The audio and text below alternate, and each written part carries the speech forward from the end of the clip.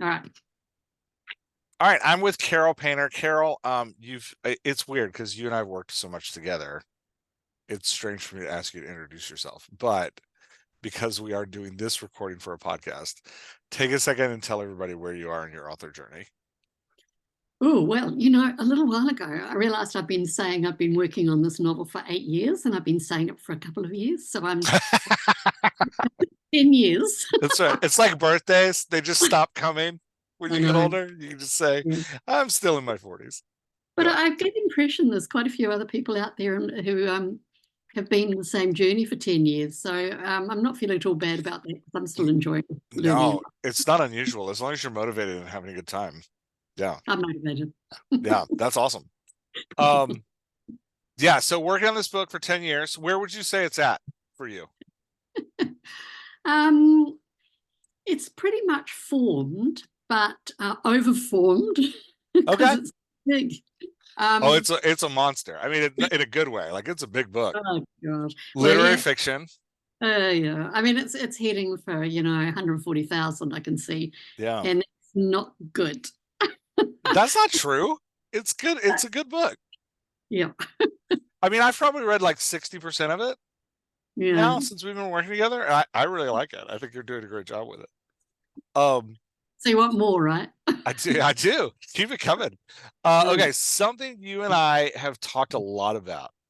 You Mhm. have, and you sent me. I'm not going to put it on the screen because it's a lot of words, and Yeah. there's no point in putting it on the screen. But you sent me a plot synopsis, and you have 3 vehicle slash POV characters. Mhm. Leah and Clarissa's your main. Clarissa goes all the way through the book. We have a Yeah. big part about her mom, which I'm sitting here thinking, I think we did a podcast episode a long time ago. Well, on a scene with Leah, but that's neither Yeah. here nor there. I'll have to go back to the archives and look that up, or I may just be remembering a session you and I did. But you have a beautiful kind of story arc in the first half of the book between Leah and Clarissa, and kind of a mother-daughter coming to understanding with one another, which is I think you've done a beautiful job with it. It's a gorgeous story. And then I keep fighting you on this storyline you have going to the second half of the book, where Clarissa meets a man who is kind of her biological father she didn't know existed, named Giles. Are we saying Giles or Giles? It's Gilles. Gilles. Gilles. Yeah, you know me. If it's not out of the south of the United States, I can't say it. And that's not a commentary on other people's pronunciations. That's my problem. So Yeah. Gilles. Mhm. I still did it. I put an S on there. Gilles. Uh, Yeah, so you filled out his plot since you Uh-huh. and I last talked like several months ago. Mm. Um, and it's a lot more comprehensive. I like it. I think what you've done with it is really good. Okay. How do you feel about the changes you've made to it?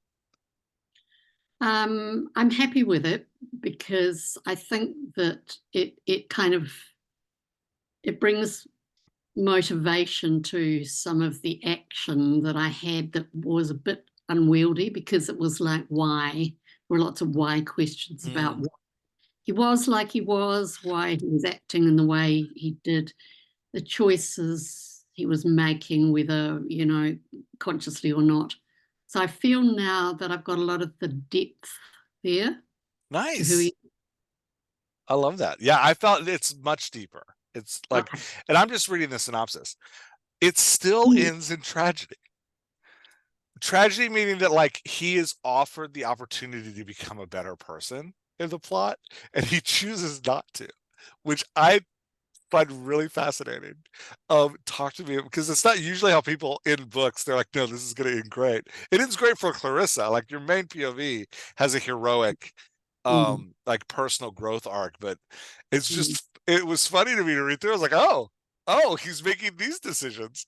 Mm. Um, I what's know, that? especially because we talked about a flat arc, and I know now it's kind of a negative arc. Yeah, And it's definitely a negative arc now. Before it was yeah, just like flat. Now he's making active choices. yeah. The thing around it, though, Jeff, that I'm still puzzling over is as a bigger question, and it relates to the whole thing and to writing generally, is, sitting in the background is the author. And so we're putting our main characters through these journeys, and they have their arcs and things, and lingering underneath can be a moralistic kind of, feeling. If they do this, if they make that choice, it's a bad choice. If they make this choice, it's a good choice. Absolutely. Now with Gilles in particular here, what I've got him doing is, as he gets to the end, he's choosing status and his reputation over building a family connection. And by implication, I'm saying that's a bad choice. So there's kind of just thinking about all that, and not wanting to be didactic, because I don't like that.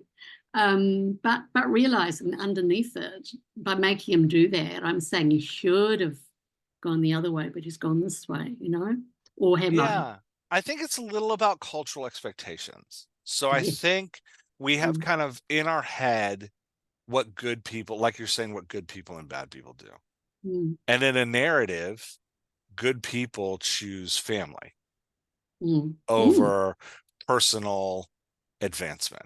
That's just, and it's just a narrative that we, I think, societally have. I really like what you're saying, especially in a literary fiction, like a book with literary fiction bent of challenging that premise a little bit and being like, is this the wrong choice for him? Or is this the right choice for him? It's interesting because you do have there's like, it isn't the stuff that you're talking about, like the conversation we're having behind the scenes do become the themes of the book. And like the messages behind the book that, like, I was writing a detective series about a detective who could relive people's memories, not realizing that I was going through a period of life where I was really struggling with my past and how I interpreted it and who that interpretation made of me, right? Like, and how I was really struggling with the question of, like, I told myself a story in which I was the good guy in all of these stories, but maybe I wasn't. And I was struggling. But I didn't realize when I was writing it that I was struggling with my own memory of things. And so I'm writing a detective who relives people's memories, but can never trust that the memories are actually true because people interpret their own things. That just like came a natural conclusion. And then as I'm finishing it, I'm realizing, oh crap, this is about my personal struggle with memory, right? Like, I think that's just what happens, is that the things come out of us. So, but I think you're completely right. I think it's our themes, and I think good, especially long work like you're doing, this like long work where you're processing characters over years. I think you can't help but have a inner conversation with society about what these characters mean and who they are. And I think you're right. I don't think there's a right or wrong answer. I think it's just, and like I was saying, I love that he changes now. And I found it really interesting with the decisions he makes at the end to, like, because it's building to this kind of like, could have been very cheesy Disney princess. She finds her dad, they hug, it's great.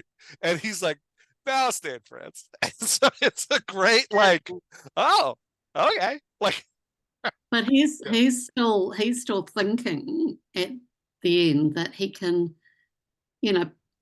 continue this relationship. He could, put it on and off like a hat, take it on and off like a hat. Yeah, he can have everything. And she's got a completely different spin on things, and she's going to stand up to him insofar that she's saying, well, I don't know about you, but I'm doing this, Yeah. So she will be strong at the end, obviously. And he still doesn't really get it. Yeah, there's another theme at play in your work here that I think is really interesting, in that now that you've given him an active choice, there's a stark contrast between him choosing the pursuit of wealth and her choosing to return to teaching at an impoverished school. She's not going to return to teaching, but she does want to continue to work. Okay, I must have misread that. Yeah, no, that's all right. I mean, that's still a bit blurry, but yeah, teaching's never been quite the right fit for her. yeah. And The reason she got into teaching in the first place is because she feels she promised her father, who died when she was 9, that she'd be a great teacher. So she was stuck on someone else's story, Yeah, somebody else's dream. I'm allowing her to move off that, but there's an essential thing underneath it that she wants to help, change the lives of people who need help, kind of thing. Yeah. Yeah. Is there and it's a beautiful arc because she starts the story as somebody in need of help. So it's a beautiful arc that she's like gone from, frightened running victim to strong care provider. It's a really nice arc. Are you intentionally giving that contrast between Shields and her, or is that Yeah. okay? Yeah, I Yeah. like it. I think it's great. Well, put it this way, maybe I didn't realize it for a while, but yes. Yeah, but now that you see it, you're like, oh, I'm leaning into. I think that's the best. I think when we find themes in our work like that, leaning into them as hard as we can is really good. Mm-hmm. Yeah. Okay. And you'll know, just connected to what we're talking about now, that I had dangled the possibility of a second book. And in the second book, Gilles might make a different choice, so there Yeah. would be a whole journey there to get to that point. But that's sort of just up for grabs at the moment. Yeah. It's definitely open to that. There's definitely there's a book.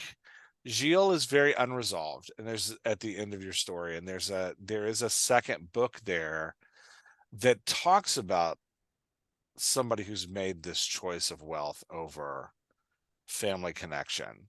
And I think those would be interesting themes for you to play with. I think they would be, you need to finish this one first, but I think that would be an interesting, I think you could do a lot of interesting things there about the positive and negative aspects of that, the pros and cons of his decisions. And then, you could even see the book fast forwarding, several years to where he's actually now questioning mortality and having a question about what is his life now that he's chosen. I think there could be a fun, again, playing with cultural expectations, because cultural expectations would dictate that he's going to die sad and alone, longing for his sled as a child named Rosebud, right? Like, so the question is like, how do you actually, as a writer who's developed these very deep characters, how do you work his story there? I think there's definitely something there to explore. I think it's You're great. suggesting a trilogy.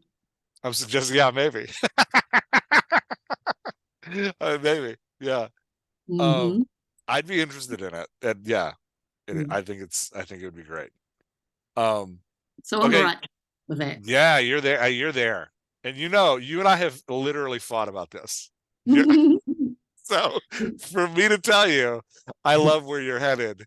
That's rare. For me to say with Gilles' storyline. Usually, I'm like, no, what? So this is great. No, you question whether he had a role to be there at all. So I forced the issue by giving you a piece which is only Gilles. Yeah, I originally told you just to delete him. I was like, get rid of it. I don't want him. I don't want him. He could be a side character that doesn't even appear. And you're like, no, but I think with the changes you've made in his plot arc, I see it now. Like, I see what you're doing. I think it's really good. Yeah. Okay, let's look at scene 28. So I'm happy just to go through a piece at a time with this. I didn't have any giant overarching, like, hey, this is something that's broken. Did you want to hit anything specifically? Yeah, I had a couple of things, but we'll get to them. So, and they raise a bigger discussion thing, which I think is quite an interesting discussion. So we'll get to them shortly. So let's just go through. Yep. Okay. You have this fantastic opening paragraph that talks about him kind of strolling down the street and coming to this cafe that he's going to sit down at. I loved this opening 3 paragraphs. His observations, especially how they play with the dialogue later, his observations are on point, and they really paint a really great picture of him for me. So these are really good. What I like about what you're doing here is that the details he's noticing very much speak to his character, which I think is great. Yeah, and the way that he's like, like these sentences, like arriving early, he found only one table occupied and was able to secure the table closest to to the water, his position of choice. Like even that sentence tells me like, okay, this is a guy who's got things planned out. He's got some pretty detailed preferences. He's not a go with the flow kind of guy. He's got high expectations, and it's just your opening's really strong. Yeah, I really liked it. You brought in this conversation with since I read this, I think a year ago. And it was very different. I love the conversation with the cafe owner here. It was a really great start, getting me right into the action. I thought it was really good. This is just me being a little bit of a nitpicker. It was great. And I don't know that you even need to do this, but you had this like long paragraph of the cafe owner where he had kind of two beats, right? He says, okay, the cafe owner brought across an ashtray and a glass and sat down opposite Gilles. A slow start to the morning, my friend. Maybe all the tourists are up there. He inclined his chin towards the Notre Dame Lagarde, Marcel Basilica on the high cliff towering over the harbor. Ah, Gilles, the breeze is getting up. He made a tisk sound. So you've got those kind of like two beats, him commenting on the tourists and then commenting on the weather. I don't want Gilles to talk because he's you're playing that like stoic voice with him that has that kind of underlying anger really well. It's that entitled stoicism that could lead to anger. It really comes off well. So I don't want him talking, but just trying to break this long paragraph. Yeah, that's good. Yeah. Yeah, and then here you gave him some exclamation points. Again, it's not like they're wrong or bad or anything. I'm just taking them out to keep him at that like stoic level. Does that make sense? Yes. Yeah, Did you want him more excitable here? No, this is almost like a patter they do automatically quite often, So I think that taking the exclamation marks out was probably much suits the tone of it better, actually. Yeah, and I like that it's this very interesting, like the opening of this scene, in contrast to the Clarissa scenes that I've read that come before this. It's almost like a different book in some ways. It's like we've moved. When I was reading it, I was like, I feel like I've moved into black and white from a color movie. Like I feel like now, and it's that kind of, there's a classic kind of feel to his character that's this reserved stoicism, which I think you're doing really well with. And this kind of back and forth between him and the cafe owner, in which they're not friends. The cafe owner, in essence, works for him, but he's friendly. Does that make sense? Yes. And that, like, we're not talking about anything, and you can kind of tell we talk about the same thing every time I come. Like it's that I think you did a great job with it. I loved, you have a flashback here. I loved it. Oh, Weekend Breakfast. Yeah, I really liked it. Here, and what you're doing, you let us know here that he's waiting for a woman to come, and then you flash back to when he meets her. I love that we get to hear her voice. This was great, and you kept me engaged all the way through. They're back and forth, even though it's heavily reflective. You still kept me engaged because you pulled me in with their interaction, which I thought was great. Okay. And then it's just a really nice kind of mini scene here inside the scene. And then I like that you pull me back with Bertrand, with the cafe owner, back into the present. So this is a really nice transition here. Very well done. Yeah, now I'm wondering, like, do I actually have any notes for you, Carol? This is Yes, you do. okay. You Oh do. yeah, here we go. All right, we're getting okay. Here it is. Here we've got these two moments of reflection that kind of pull us out of the moment in a way. And I just found myself asking, like, do we need these? Right. So this is the first kind of major discussion point And actually, the two big things I want to talk about are both linked. So Okay. here we've got introducing now and linking him to the Vanuatu scene that we've lived in pretty much right Yeah, through. we've seen this scene. Yeah. And also starting to introduce areas of conflict.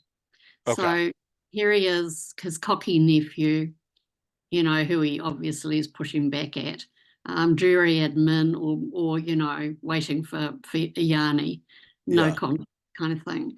So I'm starting to thread that in as one of the areas that's going to continue through and build. And the next paragraph is just building on he's waiting for her, he thinks it's her, but it's not her, and there's a little bit of vanity in that last line. There So is, yeah. He waved his yeah. disappointment and resettled So themselves. there's Yeah. two things that are going to be areas of conflict that I need to start seeding in, and there's the other big one coming up shortly. So Yeah. Okay, um, I'm good with that. I think I like your explanation. I really like that you're being strategic with it. uh, It is starting to, we've had, so you and I have talked about this before, but believe me, I count, and um, I know when I'm pushing it. you And knew I was gonna mark them. yeah, Yeah, for anybody listening that hasn't heard you and I go back and forth about this, every like, the exchange between characters brings energy. Paragraph, like reflective or thoughtful or summary or descriptive paragraphs, weigh it down. It's starting to get heavy. That's why I marked them, because I was like, we're starting to kind of. But I get what you're saying. I think you need them. I don't think you can get away from them. okay. Yeah, I think you've got good reasons for them, and I see the conflict you're building through the rest of the piece. Mm, And I don't know how, usually I'll tell you, like, put it in conversation. I don't mm, know how you get this into conversation. He uncrossed his legs because it's such a thing that's happening inside of him. mhm, And leaned forward and caught a flash of the green distance. He's surely a gorgeous. You could have him like call out to somebody, but that's not in his character. It's not in his personality to do. It is going to be all internal. So I think you're right. I don't know how you get rid of these. mm, Yeah. Yeah, I don't know. But I do want you to be aware that it's starting to, when I mhm, was reading, this is when I was like, okay, I'm starting to feel the heaviness of this thing. mm, Um, in a way that I want you to avoid, because it is a very rich mm, text. You do come back though here to the mm, conversation, which was really good. I liked it. mm, This is just a little note. His body language here interprets the mm. voice, so I'm just going to put it up front. Again, this is more a preference thing for me, but That's good. yeah, it just, when the Giles felt his irritation stir, Bertrand, very observant of you, that irritation makes that sound different in my imagination. So I want to like Mm. change that over. Okay, here's another one. I'm cutting more. Oh yes, and with that one, I agree. It's too Okay. much. So I'm yeah, it's indulgent.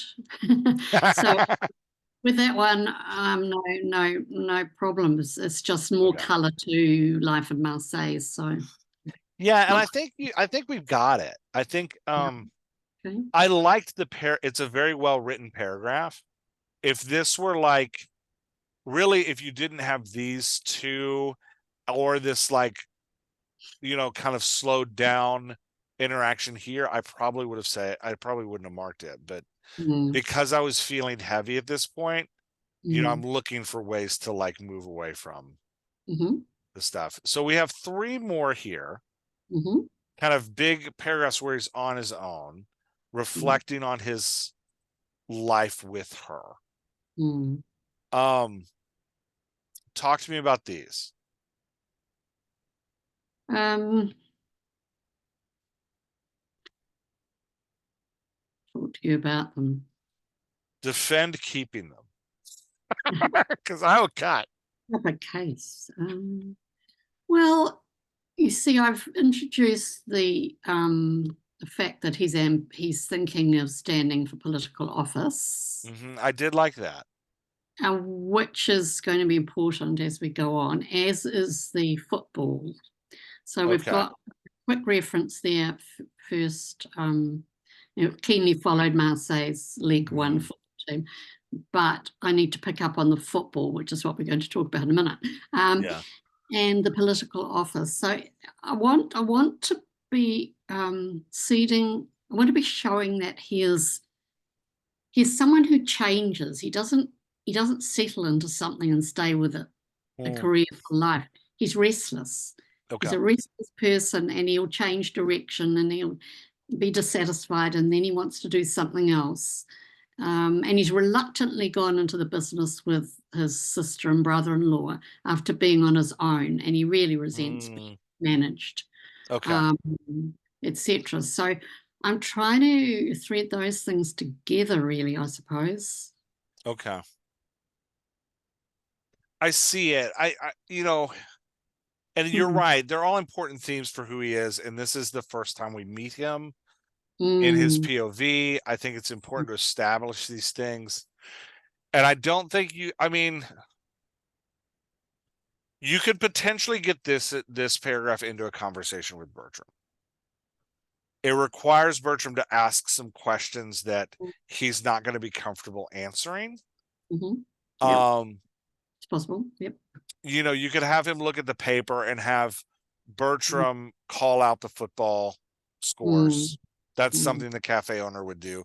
You also have this waiter floating around that you could use a little bit that you mm, don't name. The waiter could call them out. mm. I don't know that you want to add another voice, but I would name him.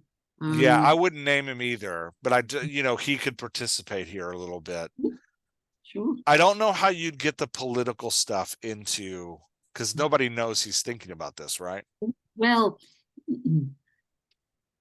not really, except Gilles being Gilles and boastful. He's probably just said more than he should to some people along the line, Mm, yeah, and so he's probably said enough to a few people around town that it's known that he's got political ambitions, but he's not spelled it out because there's no detailed plan yet. It's just the ambition, and what he's thinking about doing. that might be interesting to have Bertram ask something about, like, if you wanted to move it into a more energy-filled conversation, to have Bertram ask something about, any aspects on when you'll run or something like, I heard from so and so that you were Mm, considering this thing. mm, That would get Gilles's like hackles up a little bit. Um, yep. like, how do you know that in this way? And then, maybe have him ask about family and then have Gilles cut off the conversation, which would give you a transition into this. Um, Mm, okay. Yeah, that could that would work. give us a little back and forth here. Again, I'm picking at minute things though, Carol. I don't this reads so much better than the first time I read it when it was like 10 of these heavy Mm. paragraphs in a row. You've done such great work with it. I am just kind of picking at it now. So I think it's more about your prerogative, and if you're okay with it slowing down here, it's not necessarily bad. I didn't stop reading, like I'm still in it.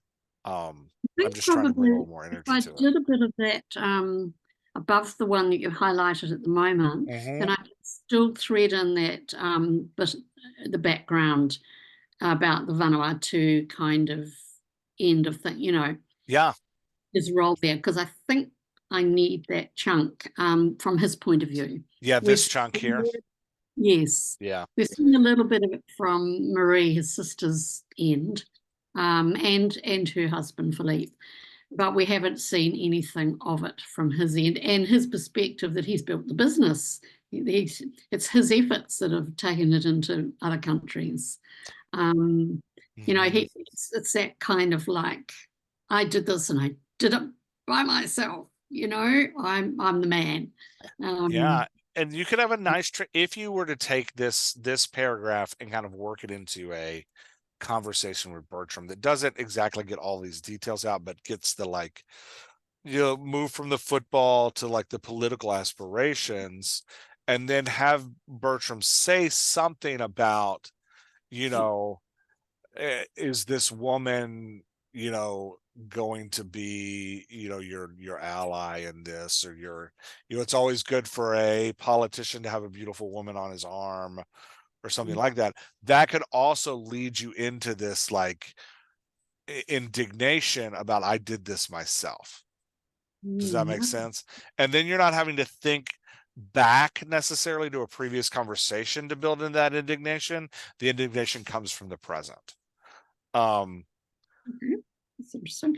The other thing there that you just made me think of, in the way you mentioned football and political ambitions in the same sentence, he's desperately not wanting, as you see with the guy who comes in shortly, Yeah, with this swirl of rumors going on about corruption. This is a real thing, by the way. I've got the newspaper article from 2014 where there was this big scandal, and so I'm hooking it to it carefully, but it is a real thing. So, and he knows as soon as people start talking about anything to do with that and the corruption and what's happening, which is unsavory, he does not want that linked to his political ambitions in any shape or form. So actually, it's quite a good way if Bertrand brings those things anywhere near to each other in conversation with him, he's going to be, boom, no, nothing. He'll rush to separate them out. Yeah, and I like that, because we'll get into, like, just thinking about it. Let me back this up a little bit so we can take a bigger look at it. He's not involved in it, but they keep trying to pull him into it, the corruption. Yes. And just thinking about, like, we've got these two big paragraphs here. We have a small conversation here. And then you have this, like, we're cutting this one, but then you have the memory here. No, I'm sorry. These are the three that we're cutting. So 1, 2, 3, big conversations here. And then we have a small exchange here. And then we're back into another kind of heavy reflective paragraph. I think if you can take this one and make it into a conversation, like a short conversation with Bertram that gets Giles's hackles up, then these are going to land better. Does that make sense? Like, this will be more, if this isn't the third one of these, we'll pay more attention to it. And because you're right, I think this is your important one that you have to have, because it gives such insight into his character charge, into who he's becoming and the choice he's going to make. Yes.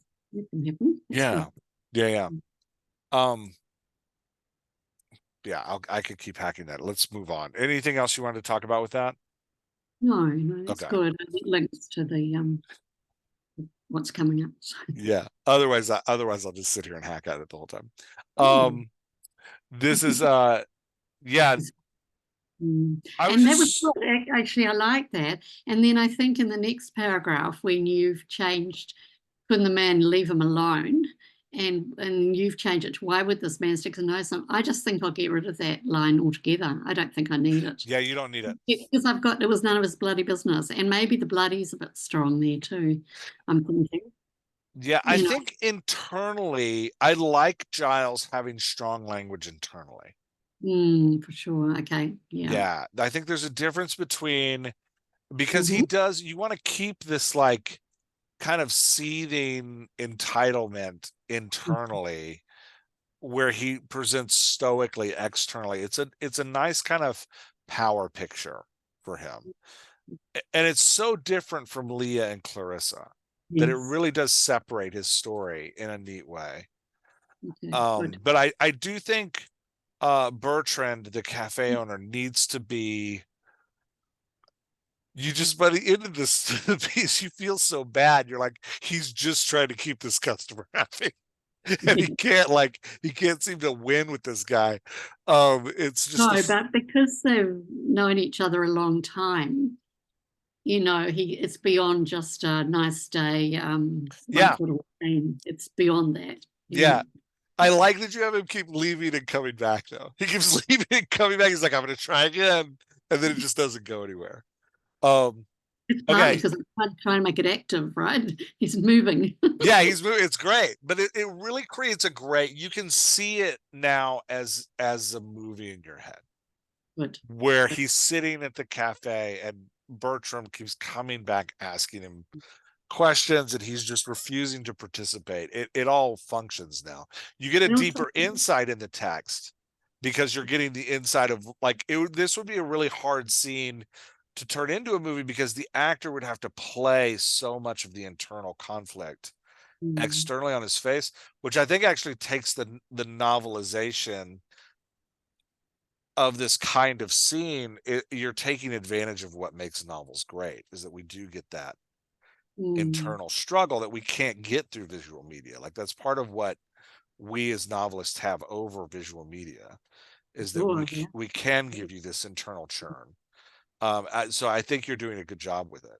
No, he's getting more irritated the longer Iane takes to turn up. Yeah. So that's nothing to do with Bertrand, except when Bertrand, decides to mention her and she's not coming and stuff. So whatever Bertrand does and says about anything else, inside Gilles got this little tick, tick, tick thing. There's another 10 minutes and she's not here, sort of thing. Yeah, and your body language is great. You've got him looking at his watch. You have him uncomfortably looking around. Like he feels very unsettled. Okay, I want to you have this where he meets her, yes, but doesn't talk to her. He's just watching her. And so here's my struggle with it. You have him in isolation at the cafe, and then we flash back to him in isolation again. So we have like isolation, and here's more isolation. I want this to somehow be interactive. Yeah, I think I can make it interactive. Okay. I've been thinking I thought this was the place where you're going to push back on me.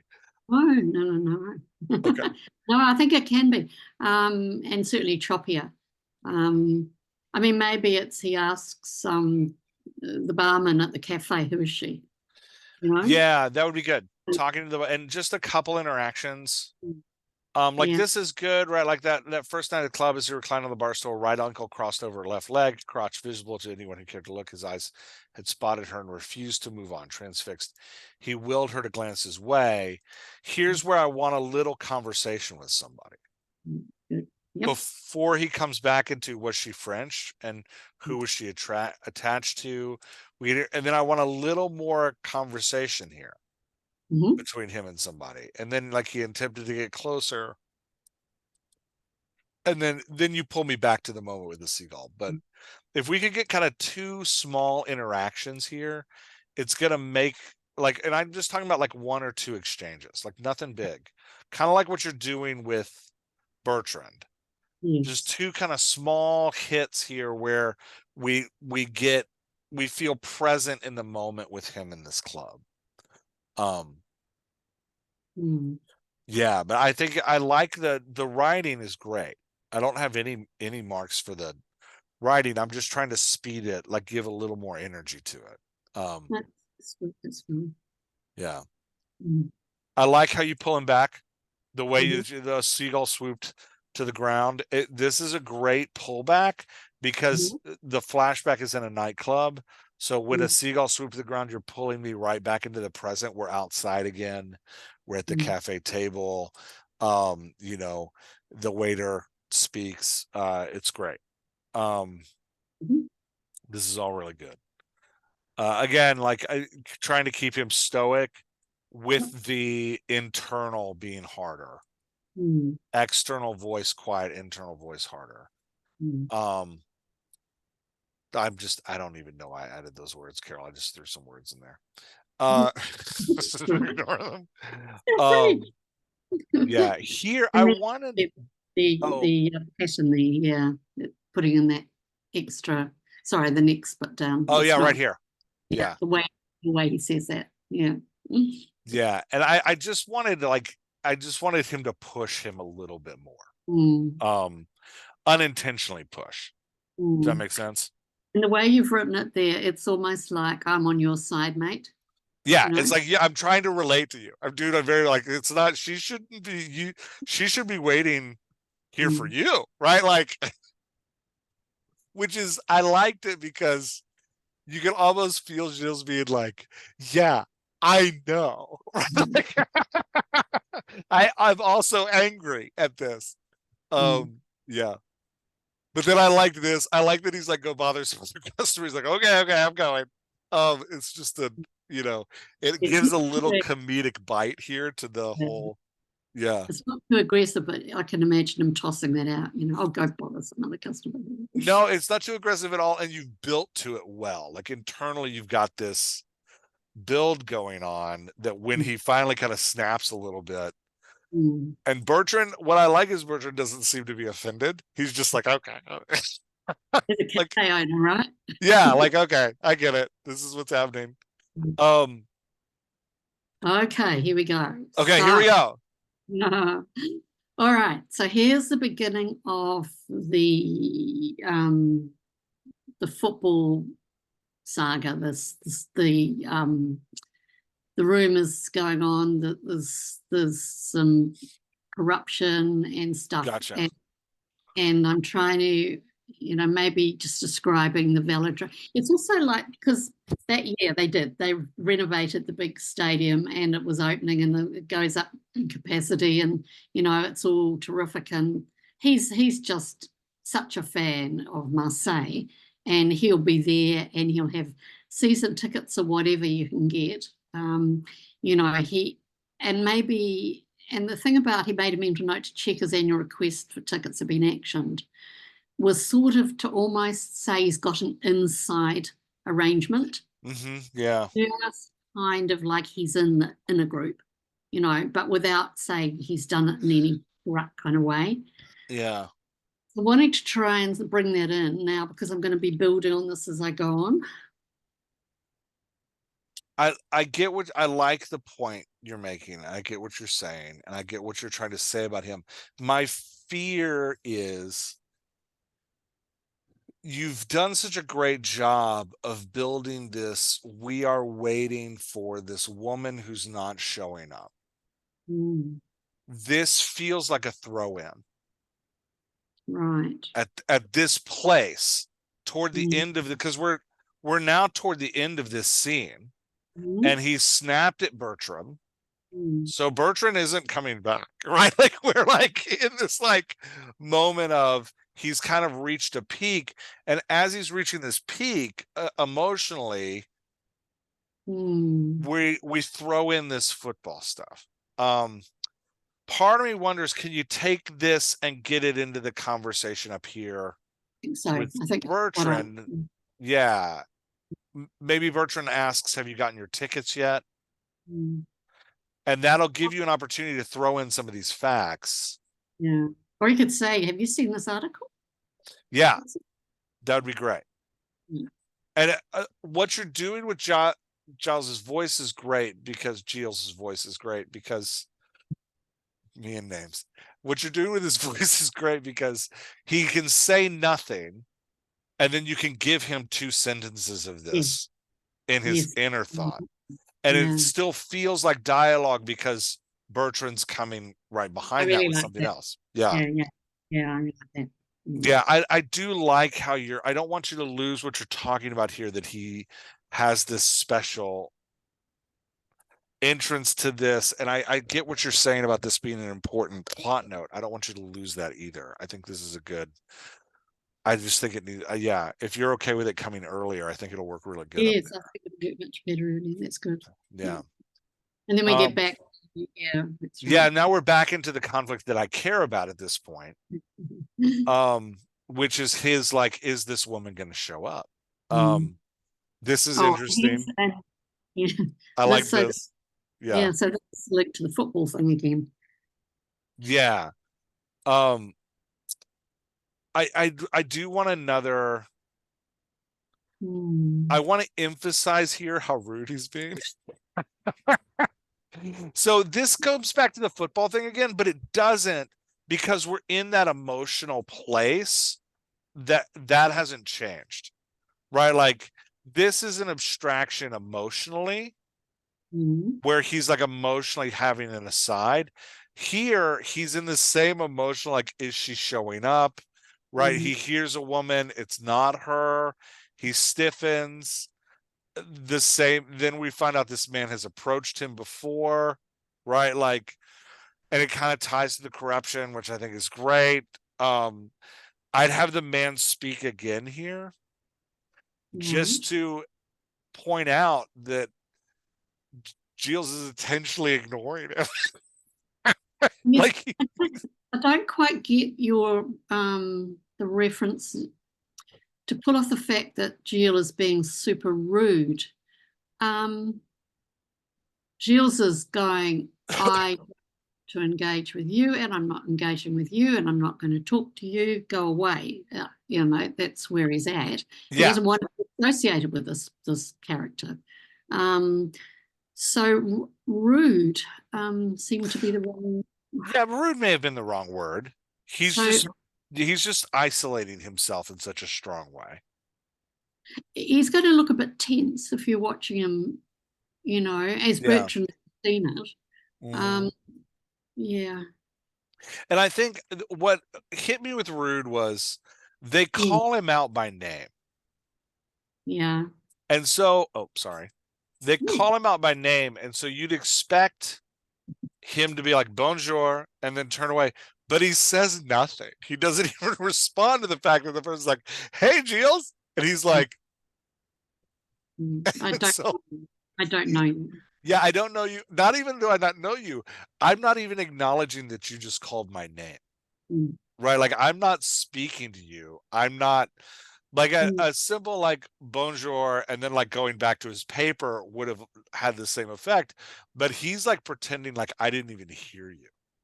And so that's where I want the guy to say again, Giles, bonjour.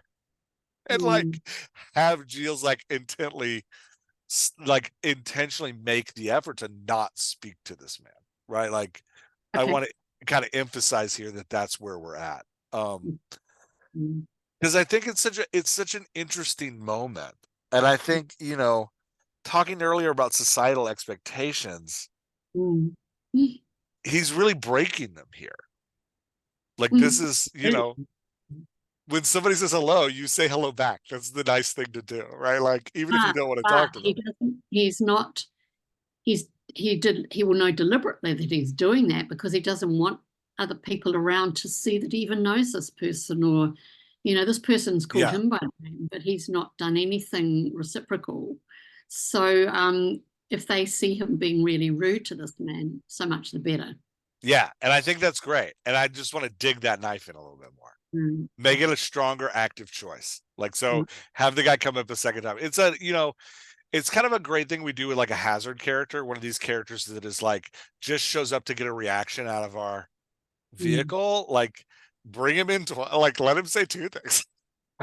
Make get that even bigger, right? Like more active choice from Giles, which I but I like it. I think it's a really good moment. Okay. Um I just want a little bit just a touch more here. Again, I'm just kind of sitting in an emotional moment. Um Mm. because Bertrand's come back. I do Um want to note that Bertrand had been watching this interaction, oh yeah, that totally works. though. I think I was just cutting this just to cut down words for no real reason. Okay. But yeah. Is that a good reason? Yeah, Okay. sometimes I just cut words, Carol. Come on, Um I've left you notes and you'd be like, why'd you leave that? I'm like, I don't know. Um but yeah, I think I do like that Bertrand comes back. Um Mm. and I want him to try to engage. And I Mhm. want um Giles to keep that like no Mm. more. Um I don't think I had any more notes for you. I think it wraps really well. I like how you close it out. Okay. Yeah. Anything else with it you wanted to talk about? Um, no, because I explained that the three sort of lines of conflict are kind of all being seeded and touched on those. Yeah, I think if I were to kind of summarize, I think this is 1,000 times better than the first time I saw it. Mhm, I mhm, love what you've done with it. I really like how you're pulling his character out, and I'm excited for, you've turned me as somebody who's like cut this character completely. I like mhm. where you're going with him now. I think I Okay. think you've got a strong growth arc for him that justifies his engagement in the story in this way. I think it's really good. Mm. And I think it's unique. I think what you're doing with this character isn't something we see often in literature, especially in modern literature, because we're so focused on like making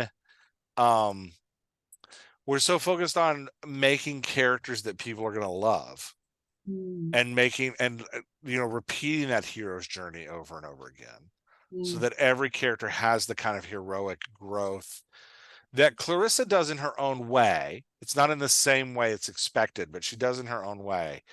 I think I like that you're experimenting with this character who is going to buck all of those thoughts. And I'm interested to see how you bring out with him in the end of like, this is the decision he made, making the reader to question, is that right or wrong?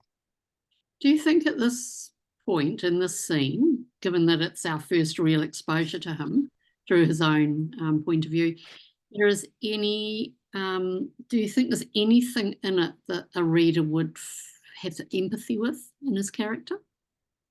I do find him empathetic in this scene, in that he is I think the empathy you have for him in this scene establishes the conflict and sets the reader up for the shock at the decision he makes in the end. I think the fact that he's an older man alone waiting for a younger woman who's not Mhm. arriving makes him empathetic. And what you want to see is him kind of find community and not be alone anymore. So that Mm. in the end, he chooses to remain who he is, really accentuates this moment.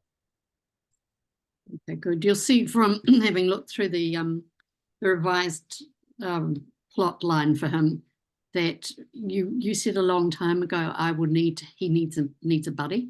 Uh-huh. Yeah. I We've got saw a buddy coming I in. saw the buddy. Yeah, I liked it. Good, good. Yeah, and I really do like what you're doing Mm, with all of it. I think you're on to something really strong. good. Yeah. All right. Going in the right direction. Excellent. Yeah. Thank you. All right. Anything else you wanted to talk about? Not really. Okay, great. Let me stop the recording. We can talk a little bit more. Sure. Thank you.